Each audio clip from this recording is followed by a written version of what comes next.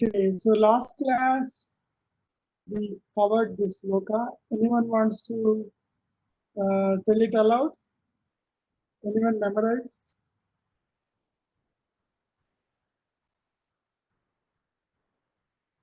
Okay, no, but tell it loudly.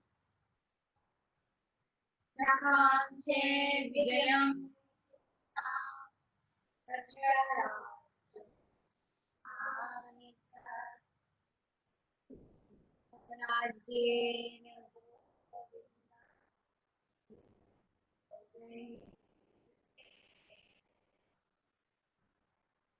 what do I desire?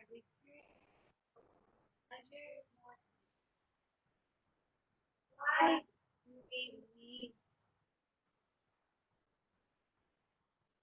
life? What is the point of life or love? Okay. So Arjuna was in a delusion in this sloka. He was not certain whether he should really fight. So that's where the whole thing starts. So this is the 32nd sloka of the first chapter. So this sloka is very important because it tells you the state of mind in which a person must approach God. This is like a must situation when a person should approach God. If it does not take help of God at this stage, then it's going to be a real risk. So before we proceed further, we will just see how much Sanskrit we have acquired till now, right? So we'll just play a small quiz on Sanskrit. So I'll flash a few words. You have to tell me the meaning very quickly. Okay. So Kim, what is the meaning? What? Kim, the meaning is what? Next is Amba, mother. Ashta, 8. Cha, what is the meaning of cha? Cha means and, right? Cha means and. Rajyam.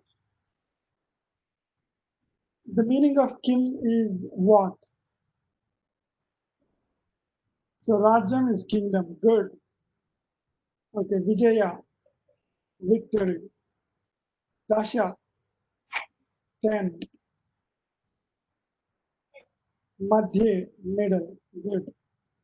Vishnu, my name. You cannot forget.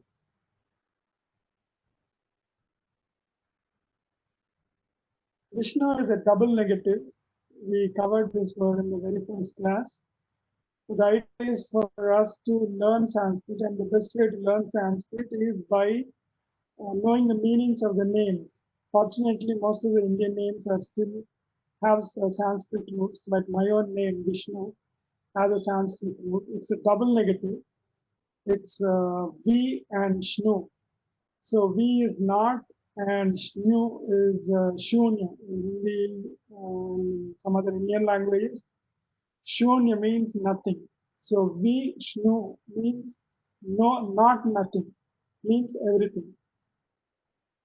Right? So Vishnu is the word for omnipresent, omniscient, what is the third? Omnipresent, omniscient, and omnipotent. So those are the three qualities that the word Vishnu represents. So it means it's a double negative and it means everything. Okay, next word. Samaveta. What is the meaning of Samaveta? Samaveta Yuyutsavaha. Samaveta means assemble. All of them assemble in the battlefield. Samaveta Yuyutsavaha. The next word is Eva. Eva. Yeah, certainly is the right answer. Eva means certainly. Akurvata.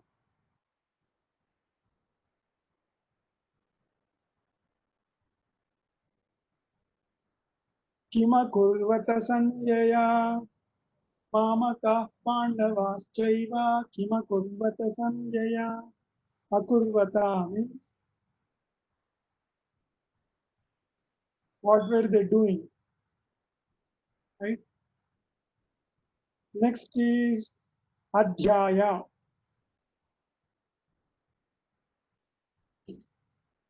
Ashtadashaadhyayini. Adhyaya means chapter. So 13 words. So let us see how our Sanskrit vocabulary improves as we progress in the class. Because Sanskrit is the storehouse, repository of all our ancient wisdom, very powerful wisdom. See, all this modern knowledge is derived from this. All the sociology that is in place. I have heard some famous speakers who have written many books. What they tell in many words is basically what Lord Krishna and Lord Buddha preached. There's nothing new. And there's no other solution other than Lord Krishna and Lord Buddha. Krishna gave us a lot of theory and Buddha gave us how to practice that theory. So whatever happened till Lord Krishna's time is all in Sanskrit. Buddha's time it is a different language. It's Pali or Pali or Pali. But till Krishna's time it was all in Sanskrit. So it is very important that we know Sanskrit so that we can know the knowledge in its purest form, right? Um, okay, another question. So what is the cost or loss that Arjuna will incur if he does not learn Lord Krishna's lessons correctly? What is the cost? Exactly, he will lose the battle, he may lose his life, and he may even lose the lives of the people who trusted him and entered the battlefield, right? Because he is the key power on the Pandava side. And if he gives up, then there is a very little chance that they can win the war because it all depends on the morale, right? Um, see, in movies, in Indian movies, we see a very lean and thin hero beating up hundreds of villains. So it's symbolic. It's not really physically possible, but it is symbolic. When the leader has the morale, the followers, the strength comes from the morale, the willpower, right? If the hero loses his willpower or the morale, then the war is almost lost. So if we, so the loss here is that um, uh, Arjuna may lose the war, and he and his people may even lose their lives. So that is the cost. So this cost is a very important aspect in machine learning, right? A lot of concepts that we learn in Bhagavad Gita are applicable everywhere, including to software and programming, right? That is the reason why we keep, and machine learning is the cutting edge technology. It's one of the key economic drivers, which is pushing the industry forward. What is actually cost? A related question is, will a person learn if the cost or loss is more or less? Will he, do you see that the cost is related to learning? Okay, another example. Suppose you are really studying hard to get 10 out of 10 in your class. You want to be in the honor roll, you want to get 10 out of 10. But then you get 8 points and somebody else gets 10 points. So what is the cost here? What is the loss? Yeah, so in terms of numbers, Remember last class, from the first class, we said that everything has to be math. So in terms of numbers, what is the loss? Yeah, 2 points less. So the cost is 2 points. So if the cost is less or more, you will learn more. Suppose you were studying very hard to get 10 points and you got only 6 points versus you got 8 points. Which case you will learn more? Yeah, when you get 6 points. When the loss is more, you feel really very bad, right? You feel very bad and you want to study more. So, so now tell me, Arjuna asked a question, right? So he needs to learn, obviously, right? So should Krishna tell in easy words or tough words?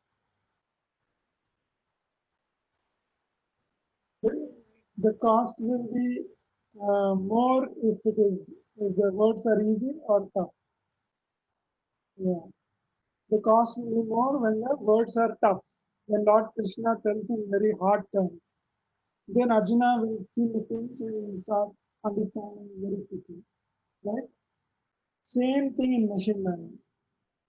So another example, you buy a car for $10,000 and a week after that, your manager says you have to work from a different state and you have to move to a different state. So you have to sell the car. See, many employees are in that situation today because of the H1s and layoffs and all that stuff. So you have to sell the car and you cannot sell the car at the same price. So suppose you sell it for $7,000. How much is the loss? $3,000 is a loss, right? So loss implies a lesson. What is the lesson that this person learns by buying this car and selling so quickly? He knows the lesson that he learns is that he should not hurry up in buying cars and making decisions when the environment is uncertain, right? So that is a lesson.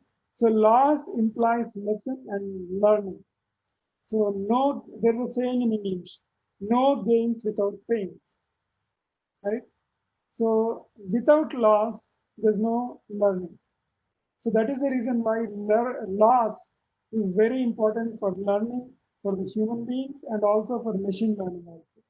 Even machines learn when there is loss. If there's no loss, they're not going to learn. The programs, the software programs, right? So the simplest cost, what is the formula for the simplest cost? Like you get only 8 points when you are expecting 10. What is the cost? What is the formula for the cost? 2 points, but what is the formula? Expected minus what you observed or what you got, right? Same thing in machine learning.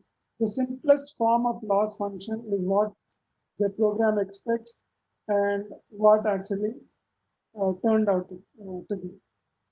But that is very easy, right? That's a very simple cost, right? Typically, what we thought was that the more the cost, the more the learning, right? So another function for computing the cost, you will learn when you study chemistry and physics and all. It is called RMSE, root mean square error. So it is still the difference between the expected value and the observed value or the value that is received. But you square it, and then if the number of, suppose you have 3 or 4 subjects, right? English, math, science, and all that. So you sum up the losses. So you square each loss. So in English, you got 2 points less. So the loss is 2 squared. And in science, you got 3 points less. The loss there is 9 points. So you do a square, right? You multiply the same number again, you will get a square, right? So you add all those losses and take a square root. That is called root mean square error. So that is the loss function that is often used. But even that loss function is not good enough for some programs to learn.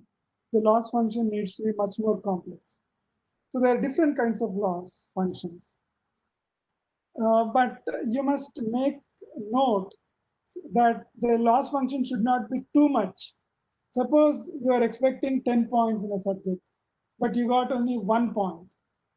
Will that help you learn? May not, right? You might get demotivated completely. You might think, oh God, what is this? Where am I? I'm not even getting minimum points.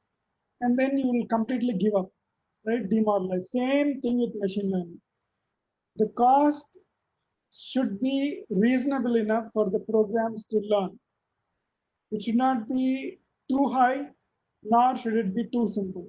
Like if you just do the difference, it is a loss function that still works, but the learning rate will be very less. So okay, let us look at what we covered in the first class, right? So we covered what is called as a uh, adversarial network. There is a generative adversarial network. So there is a generator and there is a discriminator. And remember this, this picture is generated by using the generative adversarial network. So the way this picture is generated is like this. So the generator comes up with a scratch, some scribble initially. Then the discriminator evaluates it and says, no, this is not good. And after many attempts, the generator slowly starts to draw a cat. And like we played bullseye, remember we played bullseye in the first class?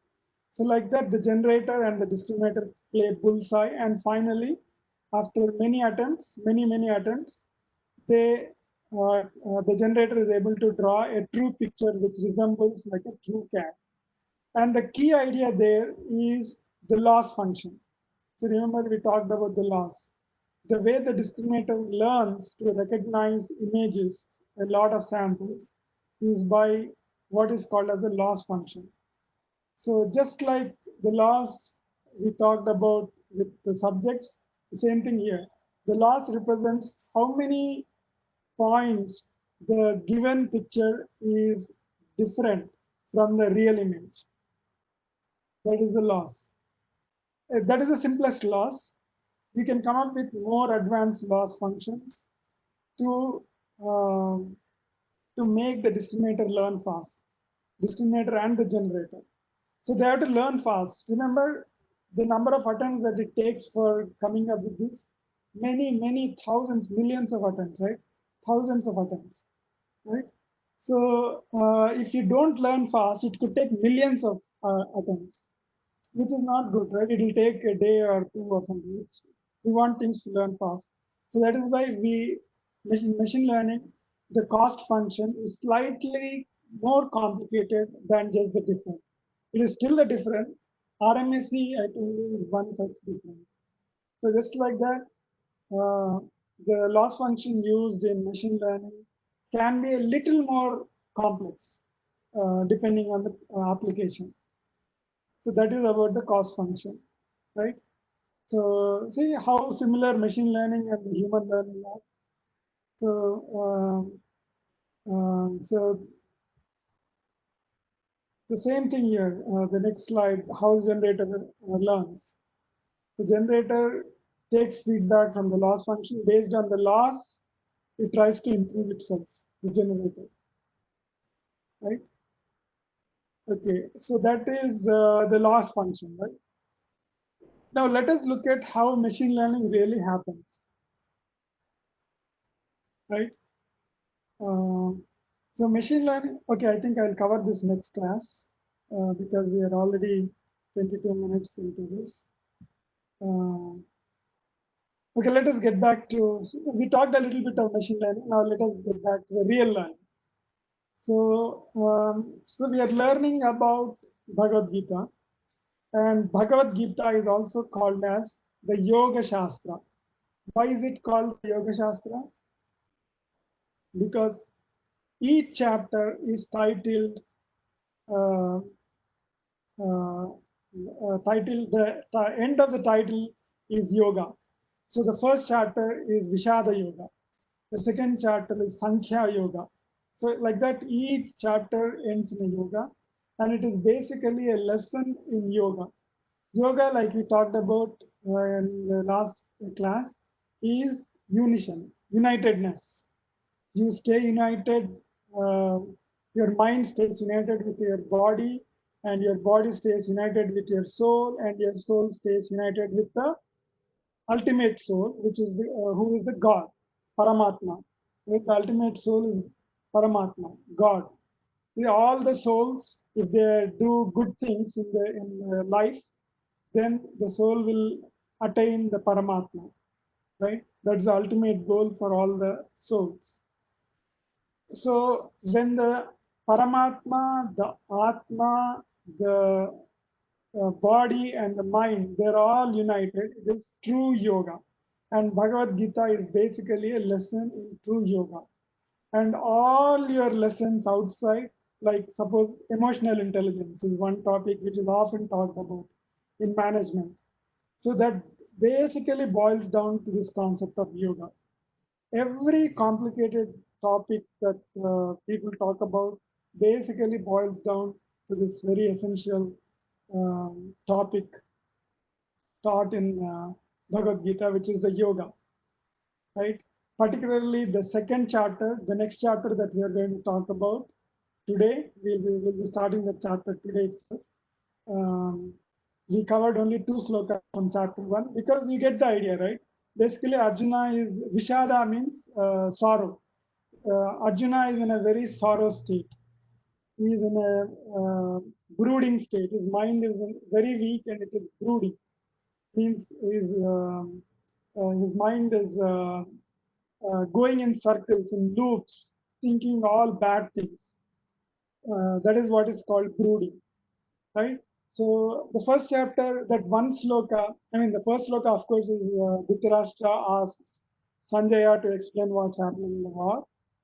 That is the very first sloka. And the second sloka is a summary of the entire first chapter, the Vishada Yoga, which is Nakankshe Vijayan Krishna, that states, that tells you the state of mind that Arjuna is in. So that's all. So that summarizes the entire chapter, the sloka that we learned in the last class. So that is Vishada Yoga. So I wanted to bring out this topic of aliases in the Yoga Shastra. See, aliases are a way of showing love, right? In many cultures, uh, names are not used.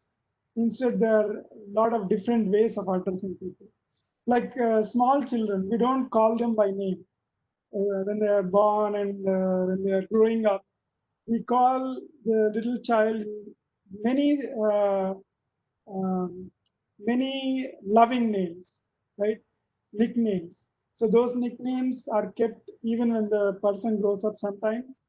Um, like my uncle, when he comments on Facebook, he still says Vinnu because my nickname was Vinnu when I was a small child. So, so the aliases or other names are ways to show love, at least in Indian culture. In other Like cultures also, that Chintu. is, Like Chintu. yeah, like Chintu, that's right. That's Uh, my name.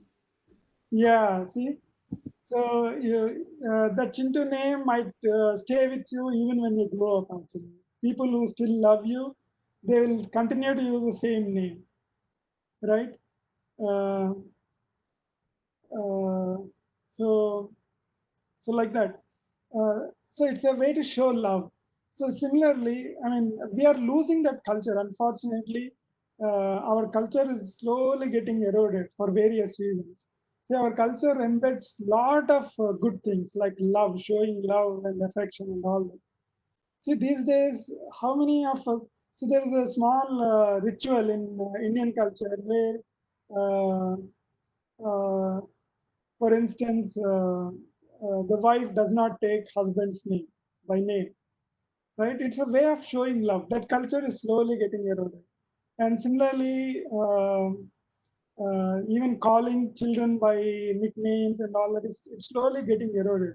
And when the children talk to adults, they are not, they neither use the name, they use the uh, proper way to address. Like they don't say uncle, or they don't say anything. So they start talking. So that is an indication of our eroding culture, because our culture, we always take names, we refer to a person by different names, aliases. That's the way to show love. Um, in fact, my manager used to say that long back, uh, we should never write a mail without addressing a person by name. Don't start the sentence directly. Always start with addressing somebody by name. So that shows the affection. I mean, you should be a bit personal when you write emails. That's the message, which is a good thing that our culture taught us actually. So in Bhagavad Gita, you see that each person is referred to by a number of names, aliases. So like Arjuna is referred by 20 other names. So like, what are some of the examples of the usage in which Arjuna was referred? What is one of the names of Arjuna that we covered in the previous classes?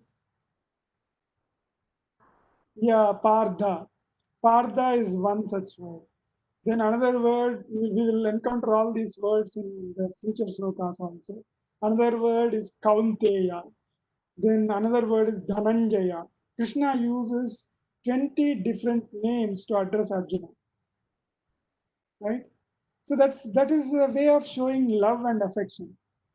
And similarly, when Arjuna refers to Krishna, he uses 33 other names. So what is one of the names that he referred to in the last letter? Yeah, Govinda was one of the names that Gopal. Arjuna used to refer to Lord Krishna in the last letter. Like that, he calls Lord Krishna by 33 other names. Yeah, Gopala, Govinda, um, uh, Prabhu Krishna, there are many other names. We'll encounter each one of them as we go through the slokas, 101 slokas. So that simply shows the love, right? And the other point to note from Bhagavad Gita is that it's a yoga shastra. So 20% of the verses, the slokas, have the word yoga or its related forms. Right? How many slokas are there in the Bhagavad Gita? So 70%, 20% of that is how many slokas? 140. So 140 slokas have the word yoga or its related form. So this is really a yoga shastra. And all of the 18 chapter titles have yoga in them. So every chapter ends in the word yoga or has the word yoga. Most of them end in yoga.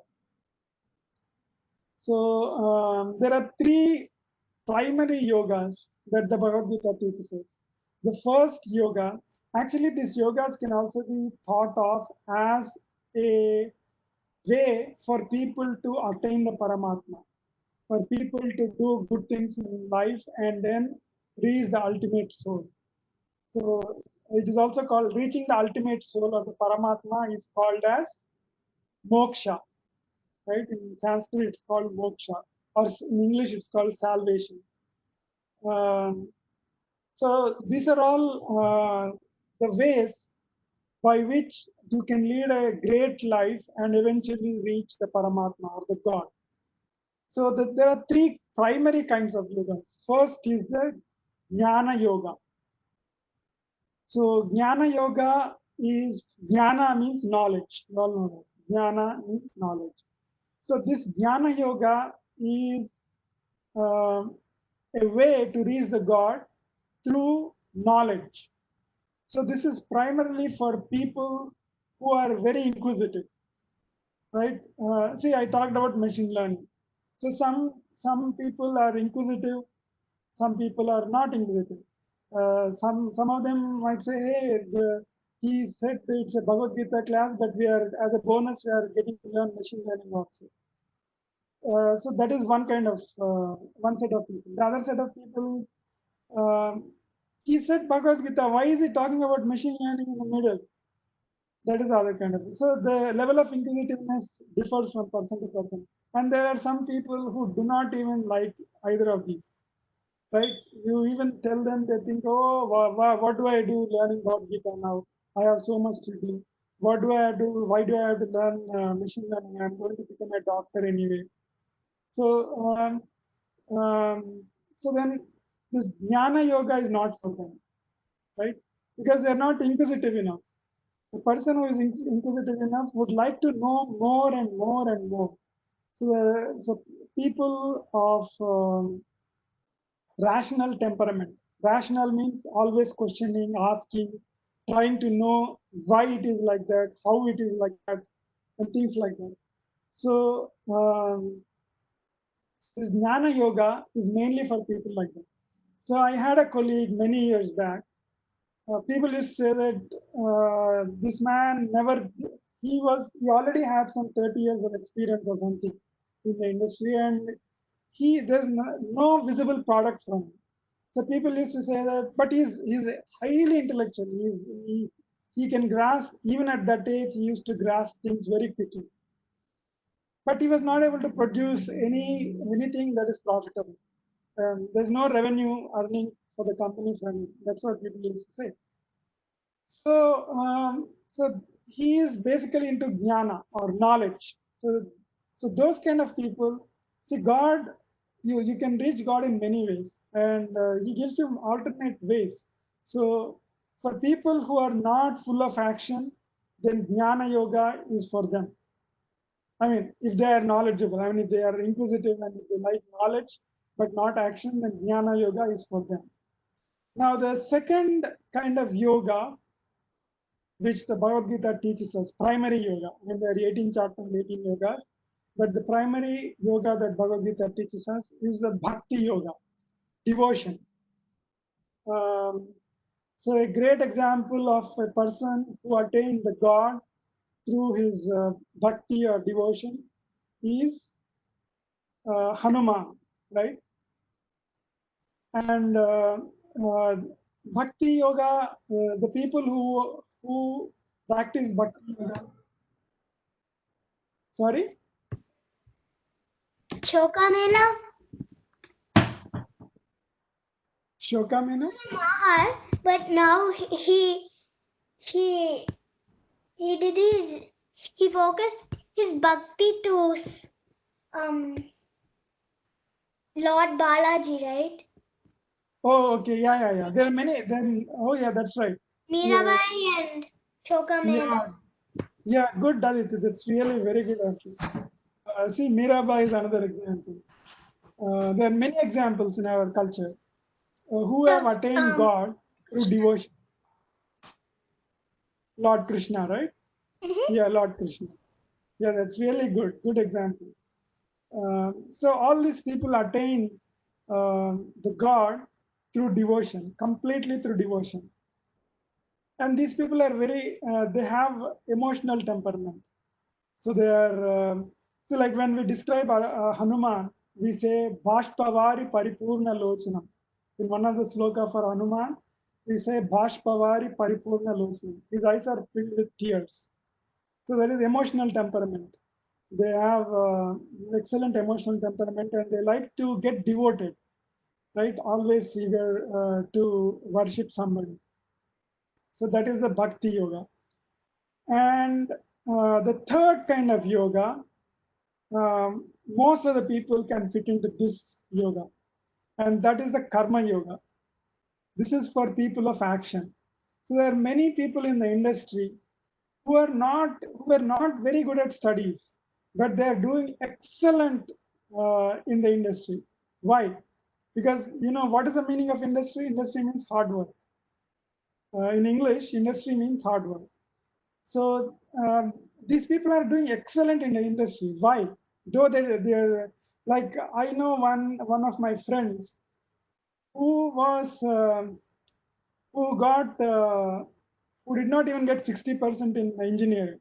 So if somebody doesn't get, I mean, during those days, if somebody doesn't get, I don't know, it may be true even today in India.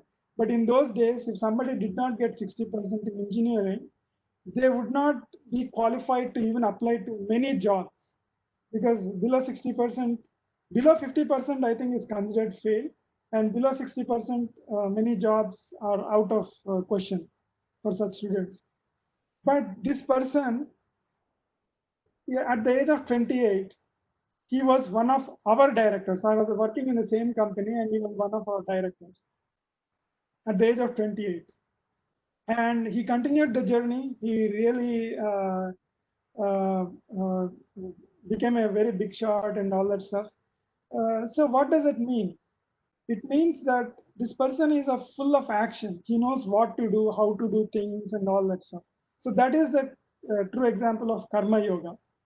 So there are some people who can excel in action, though they are not good at knowledge, in acquiring knowledge, but they are very good in action. Uh, so this yoga, karma yoga, is for them. Karma means action. Akurvata, right? Kur. These words are all used for action, work. So karma yoga is for people who are full of action. So these are the three yogas that Bhagavad Gita tells us: Jnana yoga, Bhakti yoga, and Karma yoga. These are the primary ways through which a human being can attain the God. And uh, history has proven that one leads to the other eventually, right? See, like Hanuman, who we all know is a symbol of devotion, is called Jnana Guna Sagara. Tulsidas, who is supposed to be an incarnation of Hanuman himself, because he described Hanuman so very well, and he has done so much good to the society that some people consider Tulsidas, who is the author of Hanuman Chalisa, as an incarnation of Hanuman himself. So to describe Hanuman, Tulsidas said, Jnana Guna Sagar. That means he's an ocean of knowledge, Hanuman. So devotion is not different from knowledge, right? Knowledge leads to devotion, and devotion leads to knowledge. And if you have knowledge and devotion, it can lead to action, right? So the three are actually integrated, provided you practice it for a long, long time, many generations, many lives.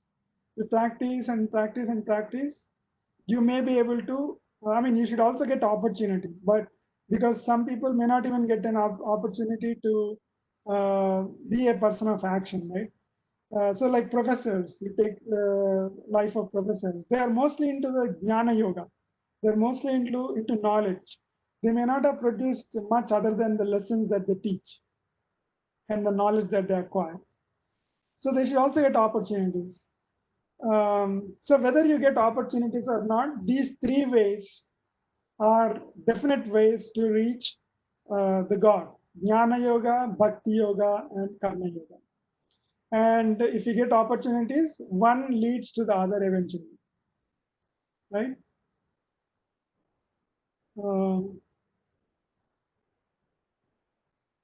any questions? So the important thing to note from this slide is that Bhagavad Gita is basically a yoga shastra, and many times yoga is mistaken for the yoga postures that people put, like Surya Namaskar asanas. Asana is a posture, right? Or Bikram yoga. So these yogas are different. Different in the sense it's a small subset of the real yoga. Uh, these yogas, the Surya Namaskar asana or Paschimottama asana, and so on, Simhasan, um, all these asanas are what are called as Hatha Yoga. So that is the yoga of mind and body. You unite, like we talked in the last class, you unite the mind and body when you're putting all these postures. So that is just part of Bhagavad Gita. It is not to be mistaken for the lesson of Bhagavad Gita. Bhagavad Gita yoga is much, much beyond the Hatha yoga, right? Bhagavad Gita, the yoga taught in Bhagavad Gita helps you unite your mind, body, soul with the Paramatma, the God. So that is the difference. It's a very important difference that you should remember. Okay, now we move on to the second chapter. So the first chapter was Vishada Yoga. Vishada means sorrow, how Arjuna was dejected and all that. Just one sloka was enough to summarize the entire chapter, which we did. Now we are moving to the second chapter, Sankhya Yoga. What is the meaning of Sankhya? Anyone knows the meaning of Sankhya? Sankhya means number, right? It's a simple word. In many Indian languages, it is still used. Sankhya means it's just a number. It means count actually. It's not really a number. If you Sanskrit is very analytical, right? Sankhya basically comes from Sandhi. Sandhi means combining two words. So Sam is basically combining.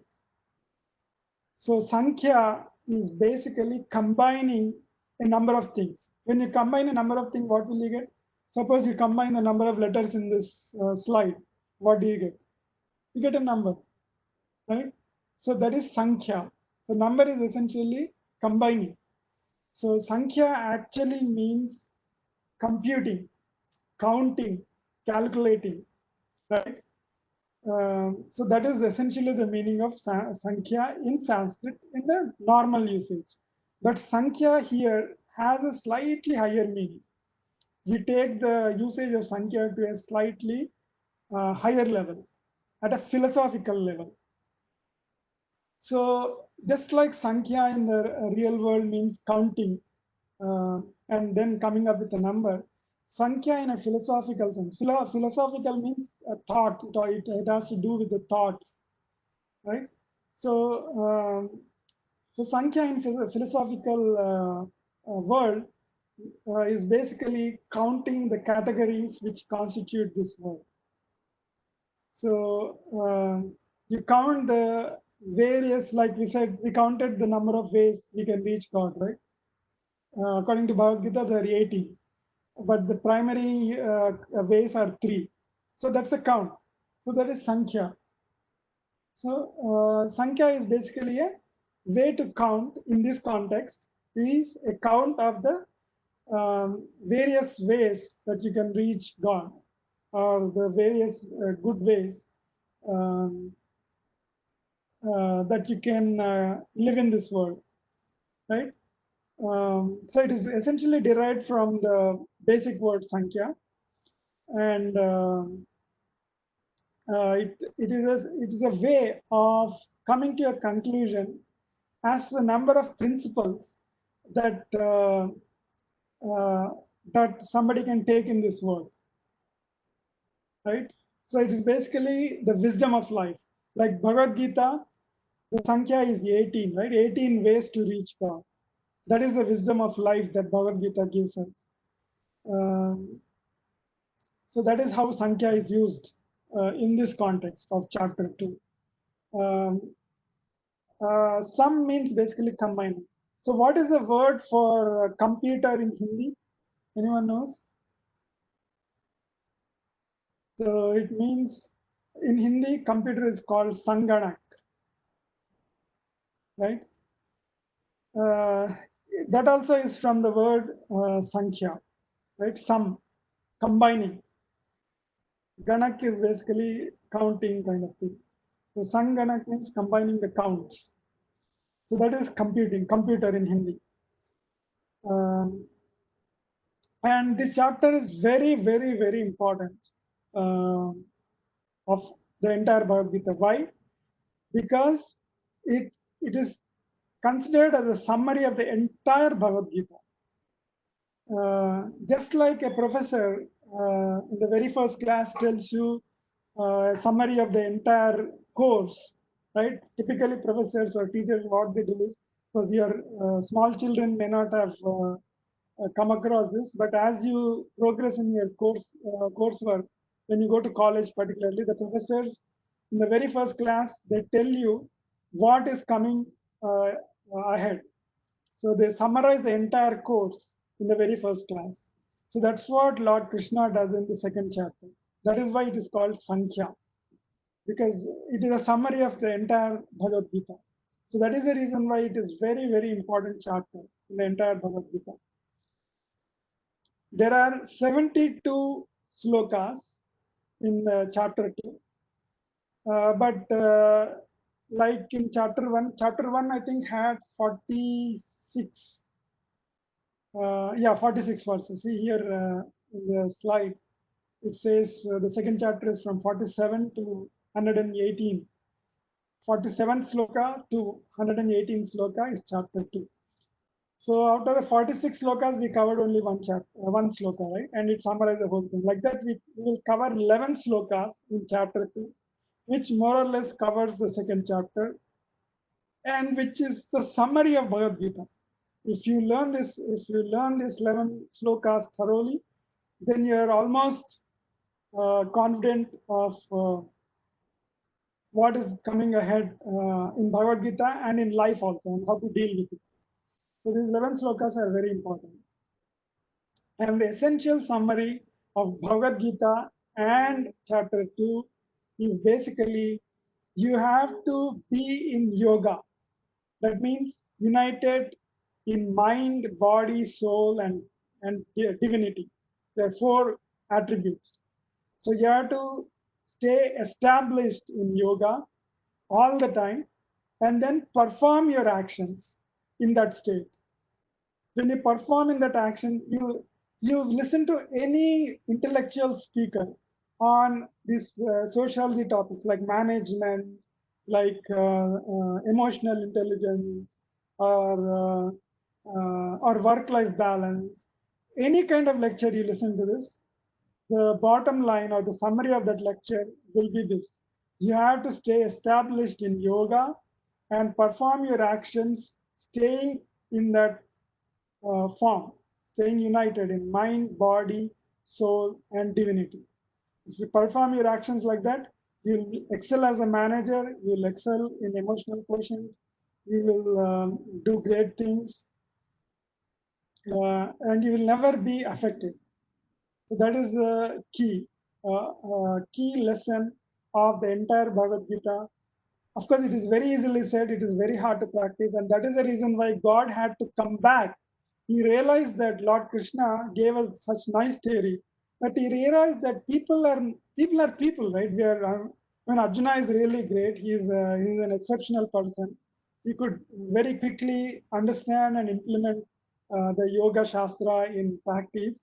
But for people like us, it is very difficult. So that is the reason why God had to come back to earth again in the form of Lord Buddha and tell us how to practice this, how to stay in yoga and perform our actions. That's what Buddha taught the people. When you go to Vipassana meditation camp, it's 11-day camp today. In olden days, it used to be a 3-month camp, but now it is just 11 days. It's a free camp, by the way. Anyone can go there. And of course, you can donate, but it is up to you. They don't insist on that. They don't even see who is donating, who is not, right? But I loved it so much that I recommended it in Cisco. I argued with our management for many weeks and got it installed as a non-profit for employees to donate. Like I made a donation and I wanted my donation to be matched by Cisco. So for that I had to get this established. So I really like that because it is pure form of meditation that Lord Buddha taught. So what we learn in Bhagavad Gita is basically theory, and what we learn in Vipassana is basically the practice. So yoga is removing the attachment. Okay, the question is, where is Vipassana happening? There is a website. There are some 3 or 4 sites. Actually, there's one site in Bay Area also, but they don't do this 11-day camps. Bay Area is mainly for the Bay Area chapter is mainly for students who already took the course. It is in Santa Clara, but the camps, the 11-day camps happen in two locations which are close to the Bay Area. One is called Mahavana. It is on the way, it's about 200 miles. Both of these are approximately 170 to 200 miles from the Bay Area. One is called Mahavana. I forgot the American name for that. But you can look up the website. It's been a while since I've been there. But so one is called Mahavana and the other is called Manda, I think. So there are two locations very close to the Bay Area, and there's one in south also, about 250 miles or 300 miles. There's one in south. So there are three locations that we can go. And sometimes they have off-sites also, like cohort kind of thing. Like once they had in San Francisco, the 11-day program. So they sometimes do that. But it's a great program. I would certainly recommend it. But it's very tough. Many people come back in 1 or 2 days. So you have to be prepared mentally. Okay. Yeah, so Lord Buddha taught us, gave us the practice. So the main lesson in both the practice and the theory is to remove attachment and remain even-minded. That means your mind should not keep jumping up and down. It should remain calm, peaceful in both happiness and in sorrow, success and in failure. So there is a sloka that we'll cover in one of the later chapters, not this chapter, which explains this in much more detail. But basically, whether you encounter success or failure, whether you are happy or sad, you should be in the same state. That is what this Vipassana meditation also teaches. It's a practice in uh, doing this. How to remain calm in all possibilities. See, I attended a lecture on emotional quotient by a famous personality, and he was basically telling the same thing. He wrote 5 books, and he was basically telling the same thing. And somebody did. I wanted to ask, but somebody else asked the question. This is all great in theory, but how do you practice it? Then he said the answer he had was meditation, mindfulness, which was taught by Buddha, right? So essentially, it boils down to Bhagavad Gita and this Vipassana meditation and the other teachings of Buddha, Lord Buddha, right? So, okay, let us go to the sloka. Okay, the sloka is Asocha Navyasochatvam Prajnavadancha Bhashase Gatasu Nagatasruncha Nanusocanti Panditaः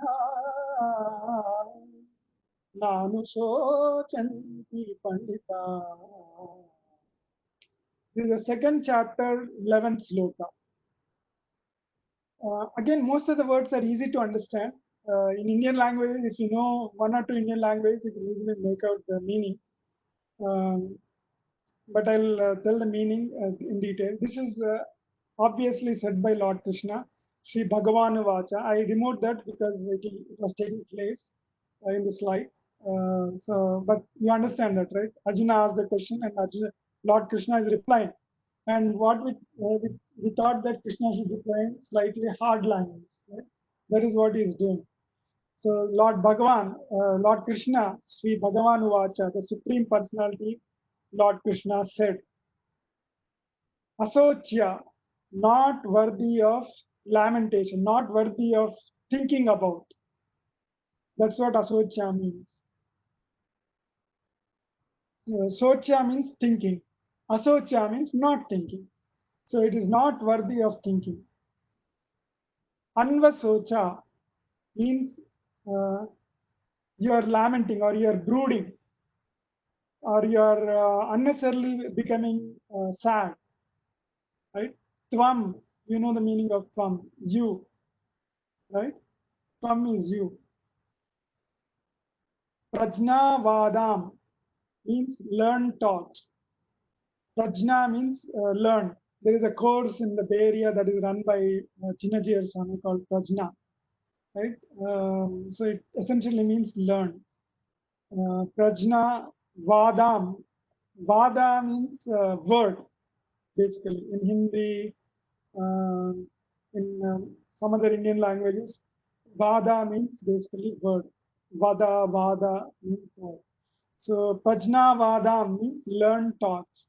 Cha means and or also, right? When you combine two, you can use and or you can use also, right?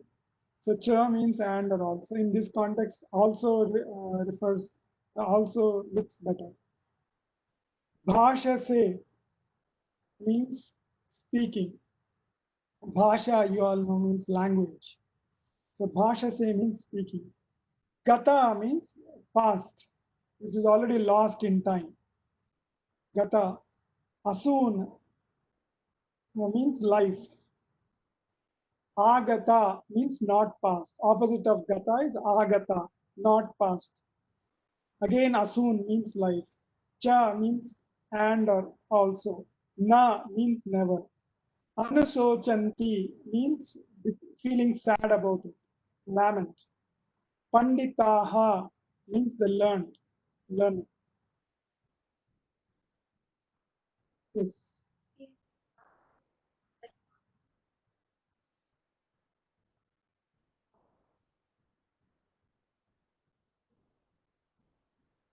Yeah, Pandita, Pandit, Pandya, Panda. So all these mean basically teacher, um, the learned person. So in Orissa and the east side of India, they call the same person as Panda. And in South India or even North India, they call Pandit, Pandita. Then in some places, Pandya. So they all mean the learned. Yes, it's basically an Indian word. Um, so this, if you combine all these words, what it means is, I will read it in the holy way, and then you can, I'll translate it in ordinary English words. Thou hast grieved for those that should not be grieved for, yet thou speakest words of wisdom. The wise grieve neither for the living nor for the dead. Right? So, in simple words, what it means is you are feeling bad for those who should not, you should not be feeling bad for, should not feel bad for them. You're doing this and still you're speaking great words of it. You are acting as if you're a great, intelligent person. And you're speaking like a small, confused child, feeling sorrow for those who you should not even think about. Um, and he also says that the wise, the people who are intelligent, they feel bad for neither the living nor for the dead. They don't care uh, whether things happening to the living person or to the dead person. So, like I told you, right, you should be in a calm position. That is the whole idea of yoga. Whether it is happening to a living person, happening because of living person, or happening because of dead person, you should not be sad, right? So that is the main lesson of Bhagavad Gita, and this is one of the slokas which gives you that meaning. So what Lord Krishna is saying that he is using some tough words for Arjuna because Arjuna has to learn quickly. He's saying that in our own words, he's basically saying you are behaving like a fool. You're telling words of wisdom, but you're actually behaving like a small child who is confused, right? You should not. You're thinking about people whom you should not be thinking about, right? But you're still speaking in big words. You're using some big words. We did not cover all the 46 other slokas, right, in the previous chapter, or rather, 44 of the slokas we did not cover. So Arjuna used a lot of costly words also there, which show it as if he has a lot of wisdom, right? So Lord Krishna is saying, you're behaving like a small child, right? Your words and thoughts are conflicting. So when the when does this happen? When your words and thoughts are conflicting? Yeah, when you're confused, like one of the symptoms that the doctors ask for watching out for when a person is becoming paralytic. You know paralysis, right? Paralysis means one part of the body will die. It will not move. When the blood clot occurs in the brain, one part of the body does not, it simply dies, right? So the doctors say that if that is happening, one of the symptoms is that your words are conflicting. You will speak incoherently. So that is why they say that if somebody around you is speaking incoherently, rush into the doctor immediately because his mind is slowly failing. So same thing, of course, Arjuna is not in that state yet, but his words are conflicting. He's talking all great words of wisdom, but he's thinking like a small child, grieving about people who should not be grieved. So these are really signs of delusion. And yoga is all about removing the conflict, right? The person who is in the state of yoga has his thoughts, words, and deeds uh, all aligned with the soul and the God, with the Atma and the Paramatma, right? So yoga is basically the unitedness of your thoughts, your words, your deeds, the Atma and the Paramatma. So that is a very lofty goal. That is a very high goal. But for Arjuna, even the words are conflicting. His own words are conflicting. See how much he has to learn now. His words are conflicting, but he has to learn to unite his words with thoughts, with deeds, then with the soul and with Paramatma. Right? So you see the amount of learning that Arjuna has to do and Lord Krishna has to teach. Right? So, but unfortunately, Arjuna is a human being, and human beings tend to worry a lot about a lot of things. Unfortunately, it is bad. Many things that human beings do are many instincts that the human beings get are unfortunately bad. So Bhagavad Gita, I mean, you can always say, why did the God not make us uh, perfect, right? Because there are some, there is uh, there are some laws of nature. Because the laws of nature impose some limitations. So the nature is limited and the creations in the nature are also limited. So fortunately, we have our mind. Animals don't have mind, right? And they can't use their brain much. They can use, they have some mind, but not to the extent which we have, right? So God has given us mind and he keeps coming back to remind us how to use that mind for the better, right? So worrying is an animal or a human instinct, which is not correct. Worrying is in one way good. Anger, worrying is one way good. In that, it should immediately result in a good action, right? Um, when worrying leads, like when the worrying is one kind of thought. When that thought is integrated with the words and the deeds, then action will automatically arise from that worry. So if it continues for a long time, if that worrying continues for a long time, then without a proper action, then it is bad.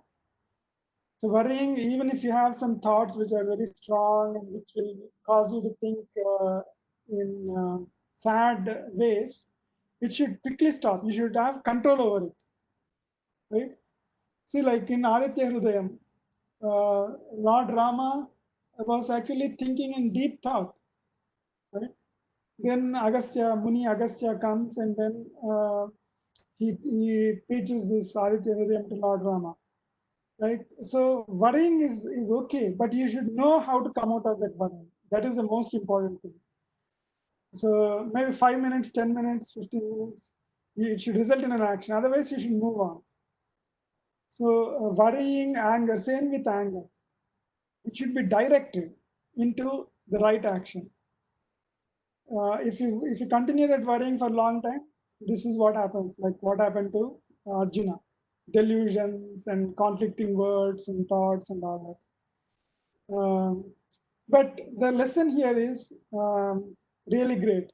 What Lord Krishna says is that it is not worth feeling bad about a number of things we feel bad about. For instance, a friend called you a name, like they call you a stinky girl, right? A friend called you a stinky girl. I don't know what the names are these days, but some word like that. You will feel bad, right? For days and days and days, keep on feeling bad, right? But there is no need for that because it's already happened. And what that person did, he reflects about that person than you, right? So why do you have to worry about it? Or another thing is you lost a toy. You love a toy so much, you are going in car or you went hiking and you kept the toy there and you forgot. You played with it for some time and you forgot. So it is lost. So what is the point in worrying about it? What is the point in feeling bad about it? Similarly, a love dress. You love a dress a lot. You wear it every day and you really love it. And finally it gets torn, right? What is the point in worrying about it? So you should quickly move on. That is what many things in this world for which we worry are not really worth worrying about. But still, we get into that habit, and we people are not able to come out of that habit. That habit becomes addiction. You all know that, right? If a habit continues for a long time, it becomes right. Once it becomes addiction, it is very difficult for you to control. So you should control it at the time it is a habit itself. It should not even become a habit. It should be just a routine thing. So it is very important that we should not feel bad. That is what Lord Krishna is trying to tell you. There is no point in about a lot of things. In fact, nothing is worth. See, I keep telling this. Uh, you have a nice toy in your hand, which is like $1 worth, and then suddenly some other child, your friend comes and snatches the toy and runs away, and you cry. You don't like to give it up, right? You try to hold on to the toy as much as possible. You try to not give it up, right? But how about happiness? Happiness is worth millions of dollars. If you're happy and if you learn, if you put it in action, you can probably earn millions or billions, right? Happiness leads to a lot of creative ideas.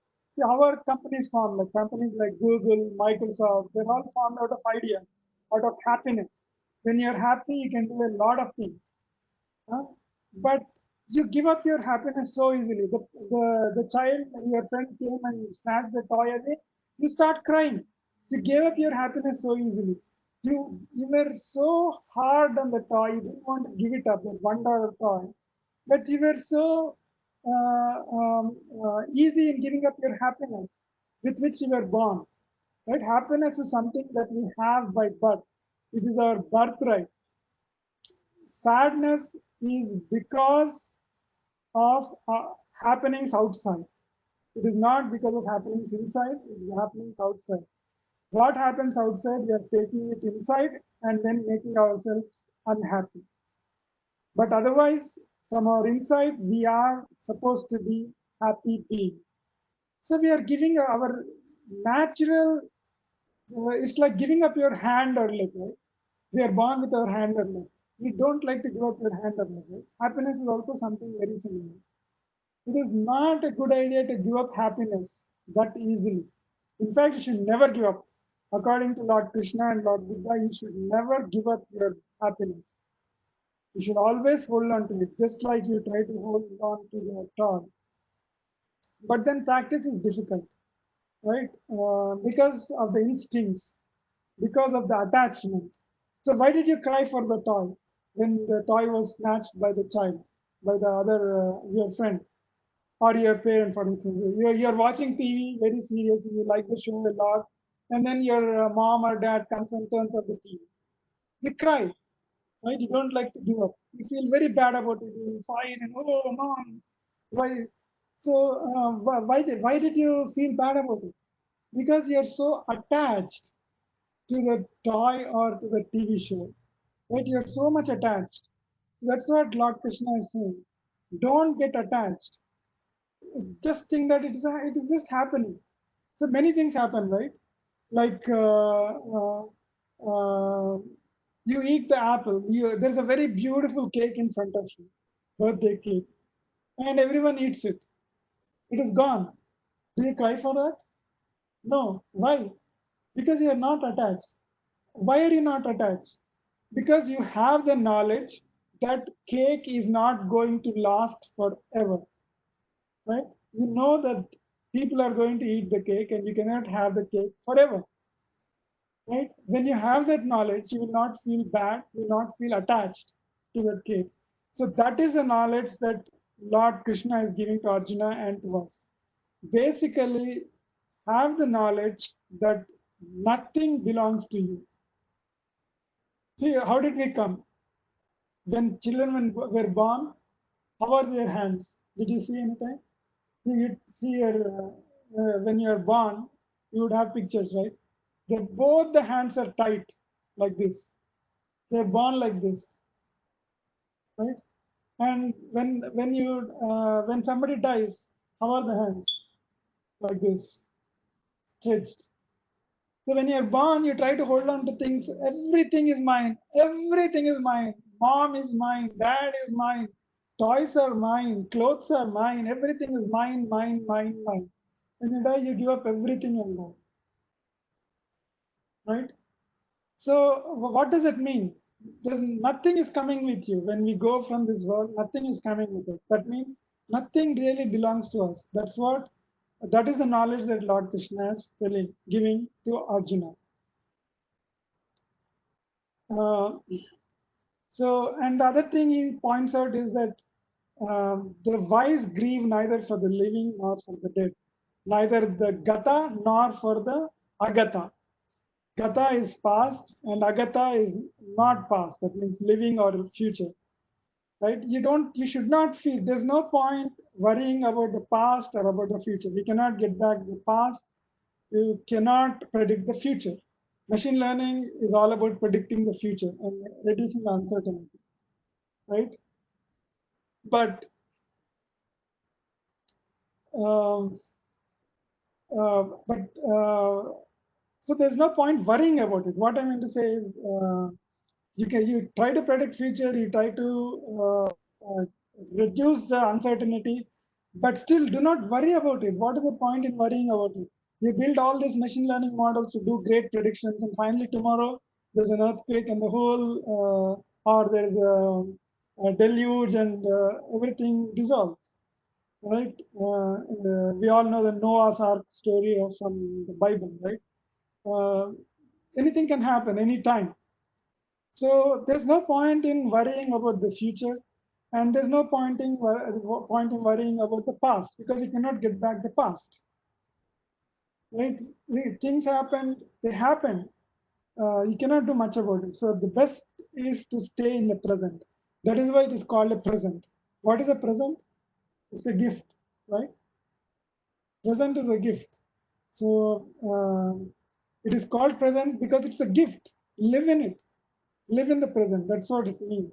Do not keep on thinking about the past. Do not worry about the future.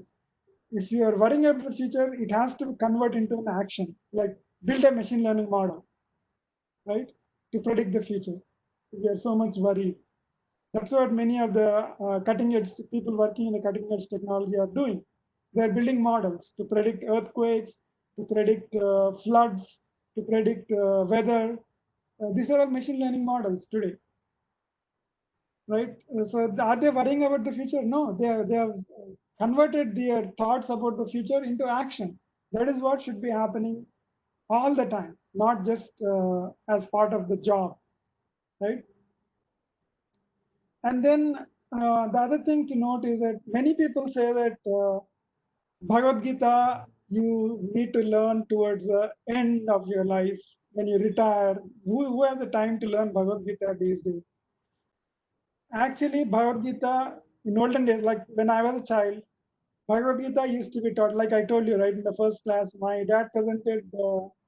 parents presented the Bhagavad Gita to me when I was a small child, right? Um, in fact, it is already late. Bhagavad Gita should be taught right from the time the memory goes back, right? Um, like when we did not know much, I still remember we did not know much language or leave alone Bhagavad Gita and those kind of advanced concepts. But even when we were very small children learning our language and things like that, my dad used to, after he took his bath, he would worship the God like many people do. And he would read a few slokas from Bhagavad Gita to himself. And after reading the slokas, he would call us and make us pray to Lord Krishna and the slide that I showed you. He used to make us pray to this picture.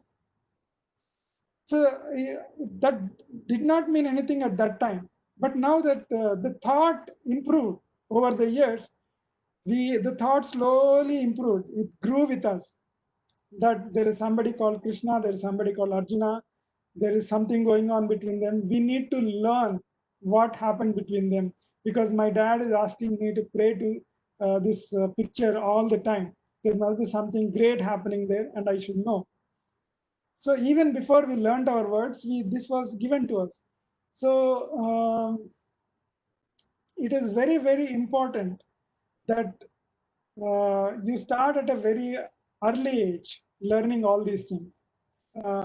See, many of the great people, you take Lord Jesus or Adi Shankaracharya or many others, they lived, or Vivekananda, Swami Vivekananda, for instance, more recent time.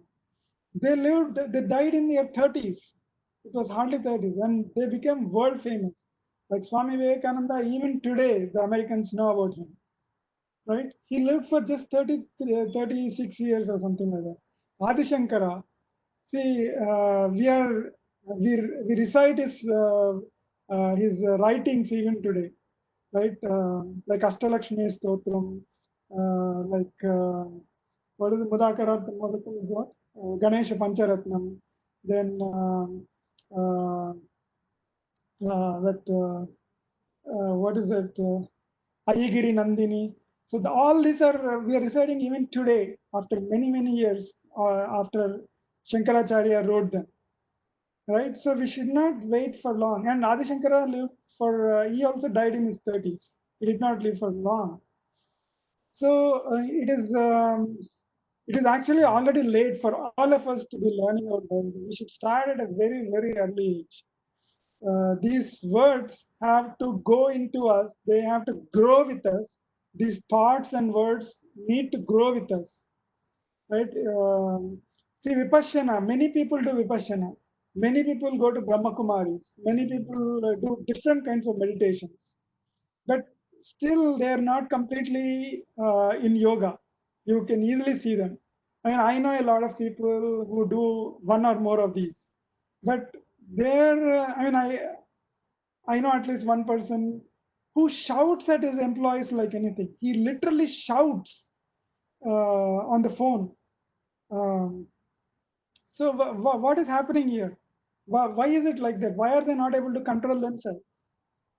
Though they are doing meditation and following what Buddha said and Krishna said and all that, because they started late in life. That is my feeling. If they started that at a very early age, by now they would have been in yoga. right? They would be completely calm and composed, whatever comes their way. But it's already late, right? So that is the reason why it is very important to learn these essential knowledge at a very early age. The sooner you start, the better it is. That is why in many families, the learning starts at 5. I mean, in English world also, the learning starts at 5. But the spiritual learning also starts at the age 5 in many families. There's a ritual that is done at the age of 5, particularly for the boys, and they are initiated into the spiritual learning, right? Because the spiritual learning should start at a very early age, because as we grow, uh, in one of the future classes, we are going to talk about neural networks, right? How our brain, the neurons in our brain work, right?